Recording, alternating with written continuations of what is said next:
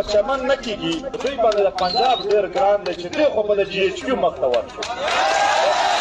پاکستان ته د منظور پښتین او لغړیانو مشر خبرداری وایو پوهیږو چې دوی پر پنجاب دردیږي که په چمن پر لت ونه شو پر GHQ درځو.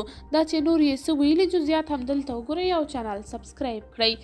د پښتون ژغورنې غورځنګ مشر منظور پښتین چې د چمن په پرلت کې د ګډون پر مهال وینا کوله وویل پاکستان په قانون اسلام او جرګو کې د پښتنو حق نه ورکوي خو پښتانه به د خپلو حقونو ترلاسه کولو لپاره له هرې ممکنې لارې کار اخلي. د سې شنبې په ورځ د لیندۍ اوومه نیټه د پښتون ژغورنې غورځنګ مشر منظور احمد پښتین د چمن په پرلت کې ګډون وکړ.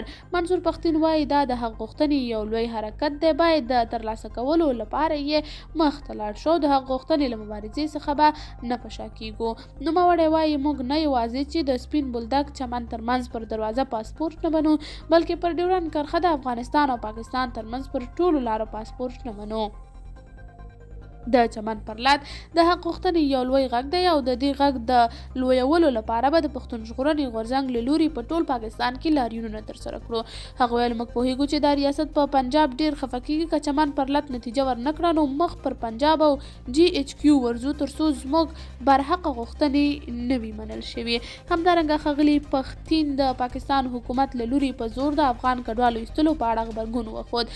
نوموړی وایي پاکستان د نورو هیوادونو په اشاره غواړي پښتانه سره بیل کړي او امریکا یو ځل بیا غواړي چې جګړه رامنځته کړي او دا ځل به بیا د جګړې قربانیان پښتانه وي. همدارنګه منظور پښتین د پاکستان حکومت له لوري د بلوڅانو د وژنو او ورکېدو په غبرګون کې وایي موږ د مظلومانو ترڅنګ یو موږ د ظلم خلاف یو پاکستان ظالم دی.